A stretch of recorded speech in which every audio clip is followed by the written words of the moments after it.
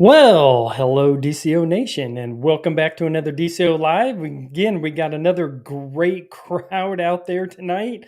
I think I saw Steve and Russell and Brian. I know you're on. Who else is on? Heath, good to see you, buddy. Tony, nice to see you in here, guys. I appreciate you stopping by. Um, Again, this is David. How you doing, buddy? Good to see you. Good to see you. Hey, so again, guys, this is your show. So if you got any questions, comments, throw them up in there. And again, I've got the comments showing up right down there on the bottom right hand corner of the screen, so that everybody can kind of see what's going on there. So, but I don't have another guest today because, excuse me, it's ICAST down in Florida. And a lot of these guys, they are down there at the big convention. And Everett, good to see you, buddy. They are down at the convention, and it is not open to the public. I don't know if you guys know a lot about ICAST. This is the time of the year that everybody is talking about it. There's all kinds of preview shows, and then there's going to be shows next week on, everything that was brought out during ICAST. But yeah, it's not open to the public. You got to be in the fishing industry somehow. It's basically by invitation only. And I know Captain Bob is down there. He's doing a bunch of interviews for Outdoor Radio Network. So hopefully he is grabbing up a bunch of good talent down there, and he's got some good shows coming up here in the next couple of weeks. But yeah, so next week I do have a guest lined up. I'm not going to tell you who it is, and you guys just have to come back and see for yourself. But I am going to try to put together the captains at the end of the month, or really the beginning of August. It's been a couple of months now since I've had everybody on. And so I want to do that next month. So that is something to look forward to, kind of recap a little bit of that early, I want to say kind of early summer, and then kind of tackle a little bit of the late summer as we move into August and September, as these, water temperatures really start to heat up. Russell said, hang on, let me pop this up on the screen so everybody can kind of see it. He said, my distributor said that it was packed this year. Yeah, I'm sure it is. Again, ICAST down in Orlando, it just gets getting bigger and bigger every year. So yeah, that really doesn't surprise me. David said, when are you heading out fishing again? I actually fished both days last weekend, Saturday and Sunday. Man, excuse me, on the 12th and the 13th. And I think I'm going to head out Saturday morning. Not sure where I'm going to go yet. Just still kind of up in the air. So I'm kicking around Merle's Inlet, Pawleys, or maybe even making a trip down to the Wando. Haven't been down there yet, but I don't know if I'm going to hit that on Saturday. I may take a day off next week and just kind of, do like a weekday trip down to the Wando. But yeah, I'm definitely going to be fishing Saturday, getting out there and see if I can't get on a few more fish. But I did fish last weekend. And see, I went out with Heath on Saturday, and it was a pretty good day. I started out with some top water. Got there, the sun was already up. I want to say maybe it was about 6:30 when we hit the water, or something like that. Heath, you can remind me. My old age, I'm starting to kind of forget the times, and the days are all starting to run together right now. But the sun was just kind of starting to get up, and I started throwing some top water around, and I missed a big redfish. He blew up on it, and he just did not get that top water. I mean, it was a big explosion on it. And that's pretty typical with redfish. Redfish will come and swipe at it and miss it because of the way their mouth is oriented on the bottom of their face. So when they come up for a top water, they either have to kind of turn, and kind of roll up on their side to kind of get it.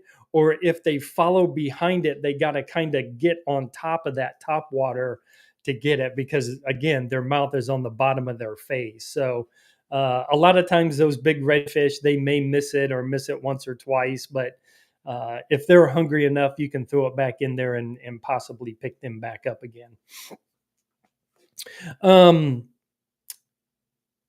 Kaysen outdoors se. Oh yeah. So he said, I'm going to pop this up there.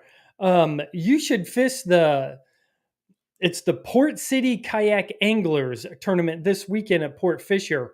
Yeah, actually, I actually let my North Carolina fishing license lapse. I need to get that picked back up again. I don't have a North Carolina fishing license, so that is on me. But yes, Daniel Kaysen, yeah, I need to jump up there with you guys and fish a couple of these tournaments. And guys, if you're around, get up there and get into that tournament. I think it's a redfish tournament. Is that right, Daniel? Pop that in there. But yeah, I think it's a redfish tournament up there, and follow those guys at Port City Kayak and join them up. And I think he's doing again. Throw it up into the chat, but I think you're doing a handful of redfish or saltwater tournaments, which is fantastic.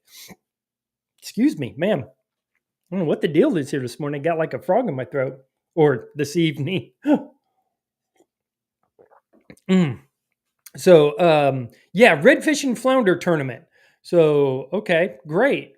So, yeah, guys, check that out and jump up there and support those guys and get into that tournament. I know we're always talking about the lack of saltwater tournaments, but there is definitely one up there that you guys can jump into.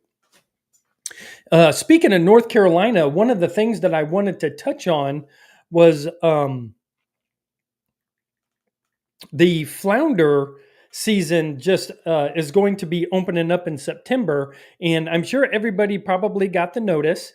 And it says, I wanted to read it here for everybody in case you guys are planning a trip up there to North Carolina to do some flounder fishing. But it's, I'm going to pretty much read it verbatim so that, you guys get all of the accurate information here. So on 2025, recreational flounder season will open September 1st through the 14th. So, guys, only 2 weeks. And it says that the North Carolina Department of Environmental Qualities Division of Marine Fisheries today announced that the 2025 recreational flounder season will open in coastal and joint waters of the state September 1st at 12:01 a.m. and closing September 14th at 11:59 p.m. The 2-week season will open with the following provisions for both recreational hook and line and gig fisheries. 1 fish per person per day is the creel limit. So that's all you get. You get 1 fish per day. And it's a 15-inch total minimum size. So anything smaller than 15 inches has got to go back. So, when you guys are out there doing it, it's 1 fish per day, 15-inch limit. So I wanted to bring that up because I know that is a big topic of conversation, around here with you guys closing your flounder season and only getting 2 weeks a year.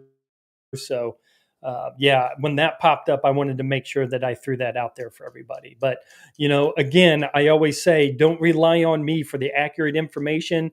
Make sure that you head over to your Department of Natural Resources, brush up on the regulations, and make sure that you guys are aware of them. Don't get stopped and say, well, Chris said it was 15 inches, So make sure you guys are up to date on your regulations there in North Carolina if you're going to go flounder fishing in September. Okay. Tony, how are the Daiwa BG 3000 size reels matched with a Daiwa 7-foot medium fast action rod for flounder and reds? I am not familiar with the BG 3000s, but I think that's a perfect setup. I use a 2500 and I've got a 3000 pin. a Pin Battle 3, and that's a perfect size reel, and a 7 foot medium fast action rod. That's perfect. Matter of fact, Steve just jumped in and said that's good. Yeah, which it really is. That's a great setup. You won't have any issues. The sensibility of the rod is going to be good. You'll be able to feel the bottom. So yeah, absolutely. I think that's a great setup. Um, so yeah, absolutely. I appreciate it, Anthony. That's a great question.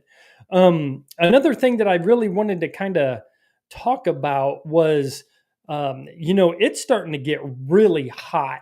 I can't.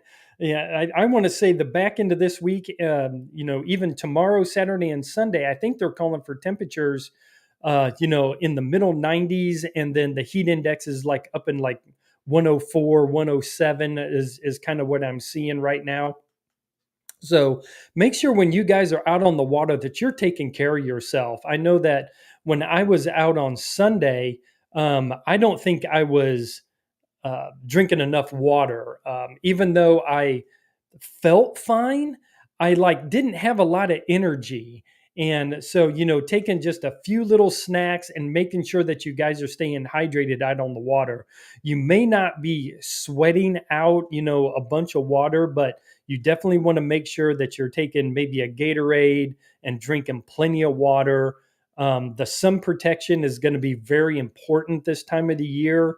So, you guys will see me with my big dorky hat on. I've got it right down here behind me. I'm always wearing long sleeves and long pants. I'm always trying to protect myself from the sun. And so, yeah, make sure that you guys are really taking care of yourself out there, and definitely staying hydrated. The coffees, the caffeinated drinks, they are not good for you to stay hydrated. They are what they call a diuretic, and they will actually dehydrate your body.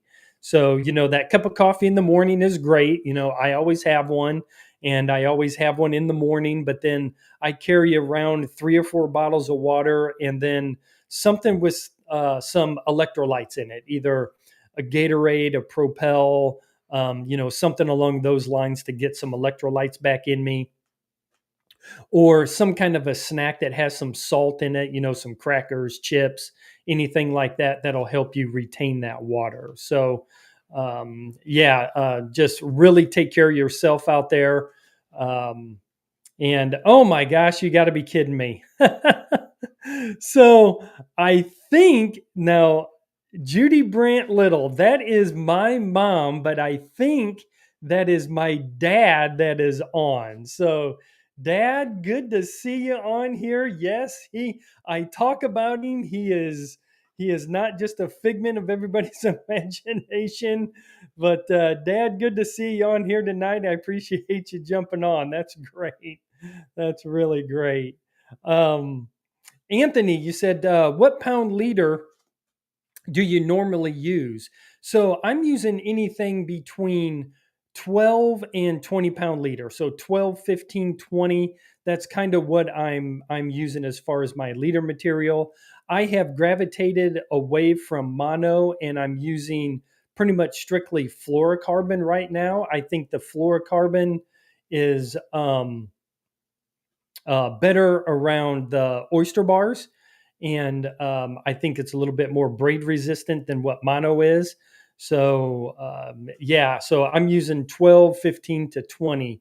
And just to make a quick correction, no, it is my mom on. So good to see you. That's great. And I don't know, let me know in the comments, is Dad sitting there next to you or not? Is he just downstairs watching movies or something? But so Steve was saying he uses 15 pound leader. David, he popped on and said, any luck with trout lately? Now, one of the things that Captain Chris Regan and Captain Jason Burton were talking about back in June when I had them on is trout fishing in Merle's Inlet during the summertime is extremely hit and miss. They're saying that the trout bite is usually good in Murrells Inlet around the full moon, but any other time they're just basically non-existent. So yeah, trout is going to be very elusive in Murrells Inlet. I don't know about any of the other fisheries like down in Charleston. So any of my Charleston buddies who are down there, let me know about your trout action during the summertime. But I think trout will definitely stay in the deeper waters because it's going to be a lot cooler for them. They are not going to be up shallow. They definitely don't like the high water temperatures. So look for those deep, steep drop offs. And so if you guys are trout fishing, look for those kind of areas. But I haven't caught a trout in a while now, and again, that pattern is holding true from what Captain Jason and Captain Chris are talking about in Murrells Inlet, and during the summer, the trout bite just not being very consistent at all. So, yeah. So again, guys, just to kind of reiterate and go back to, just take care of yourself out there, out on the water. And with those high summer temperatures, one thing that we really need to be cognizant of, as especially fishermen who do catch and release, is releasing those fish back into the water. So, once you catch these redfish and flounder, making sure that we're taking care of them and releasing them in a proper way so that they kick off nice and strong and healthy. There have been times where I have caught a decent sized redfish. I'm going to say something that's right in slot or maybe outside of slot, maybe 24, 25 inches. And I've released them pretty quickly. And you guys will see them kind of roll up onto their belly. Well, they are just so wore out. The warm waters, there's not enough oxygen for them. And so the lack of oxygen, with them being wore out, you really have to take the time and revive, especially redfish. Flounder, I don't see it so much with them, especially like this weekend. I was putting them right back into the water and they were just kicking right back off. But redfish, they put up such a fight that I think that they just burn themselves out and to the point of exhaustion.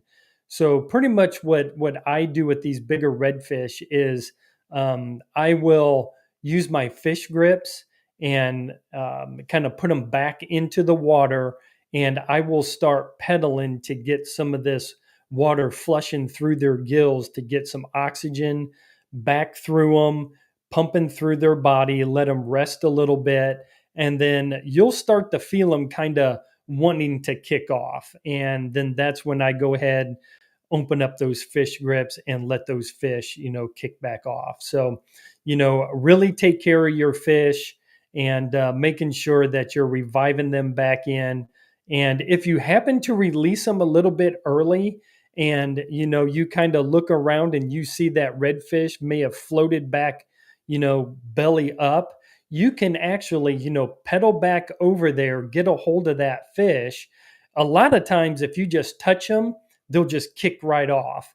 But you can, go ahead, grab them again, revive them, keep them into the water until they're ready to go. They're not dead. They're just exhausted to the point where they can't keep their buoyancy and they'll roll over on themselves. So, always be, cognizant, head on a swivel when you're releasing these redfish back up. I always hear stories, especially in late summer and fall, where a lot of these guys are targeting these big bull redfish that are, upper 30s and 40s, and they're releasing these fish after taking pictures and stuff, and the next thing you know, these fish have rolled up onto their bellies and they've died because they've been out of the water too long and they're just not getting taken care of. So, you have to remember, these are the ones that are going to keep our fisheries stocked. They're the big breeders. So really, take your time and revive these fish back up. So yeah, so those were kind of the topics that I wanted to hit tonight. Again, guys, if you have any questions, throw them up in there. David just said, let's throw that up in here. He says, I generally search them for fall and winter. I have, excuse me, man. I have 5 poles set up with flounder rigs, but I did through one popping cork setup and let it float while I'm working the bottom. Yep, absolutely. Absolutely. So, um, Daniel said, this time of the year, if you have to use bigger reels, that'll help you get the fish in quicker and then released faster. Yeah, absolutely. That is fantastic tip. I appreciate you throwing that up there.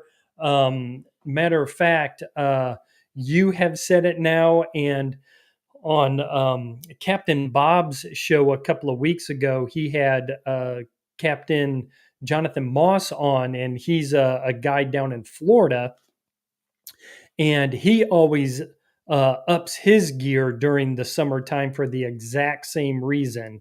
He can get those fish in faster. He's not fighting them to the point of exhaustion.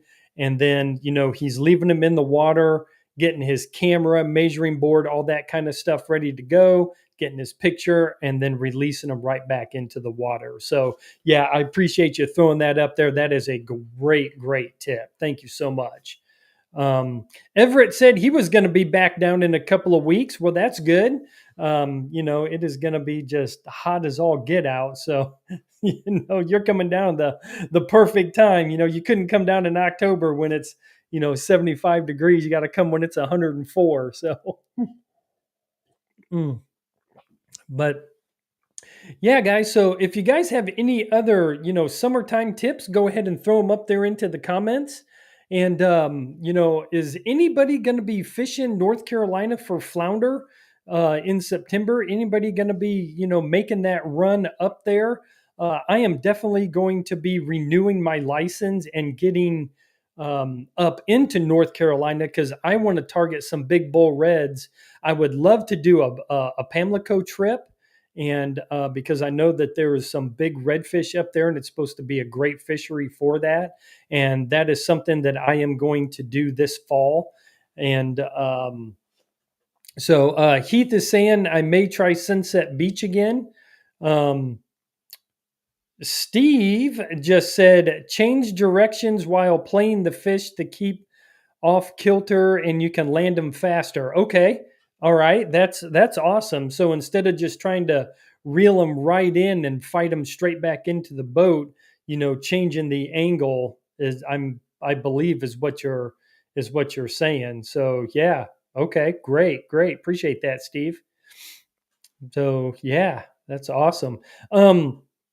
But to kind of get back to have I been fishing? Yeah, again, went out last weekend and Saturday I threw around a little bit of topwater. I never got anything on topwater. And then I picked up about 5 flounder, I think, something along those lines. And they were all on the voodoo shrimp. And I picked some up on the prawn star.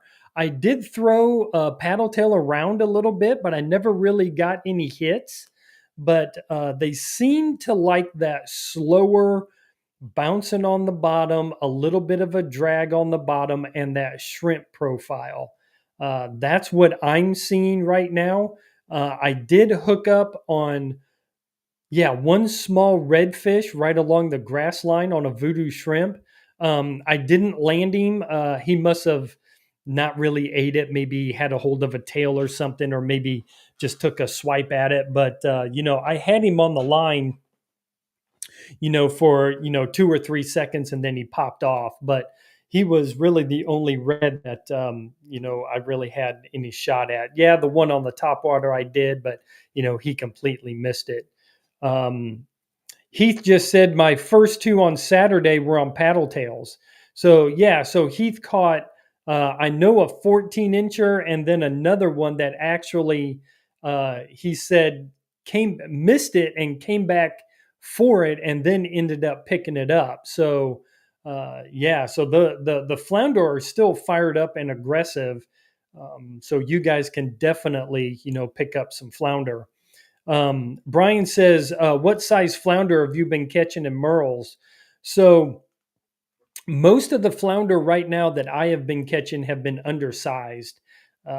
On Sunday, I did catch one 16 and a half. So, and he's been my only keeper, the last couple of times that I've been out. I know, again, fishing with Heath the last few weeks, Heath has caught an 18. I think that was maybe about 3 weeks ago. Some nice keepers are still being caught, but the majority of them that I'm catching right now are undersized, 15 and a half to, gosh, I think I caught one that was about 11 inches, which was, just a little flip flop flounder. But, we're still catching fish, which is great. They're still aggressive.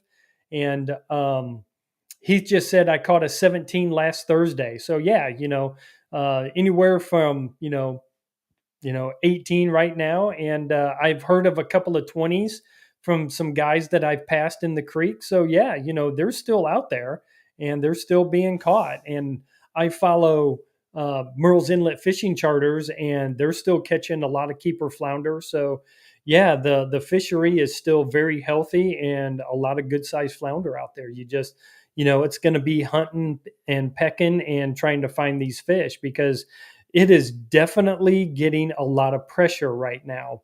When we were out, gosh, last Saturday, we were coming on to the main creek right there at Oaks, and there were 3 boats sitting right at the mouth of Oaks Creek. So, there were boats everywhere. We were passed by several boats, and that was at, 7:30 in the morning. So, the pressure right now in Merle's Inlet is extremely high. So, it really doesn't surprise me that the flounder catches have been on the smaller size because you just have that many people out there fishing, they're going to be pulling more fish in. So it's just a numbers game, but you've got to find them.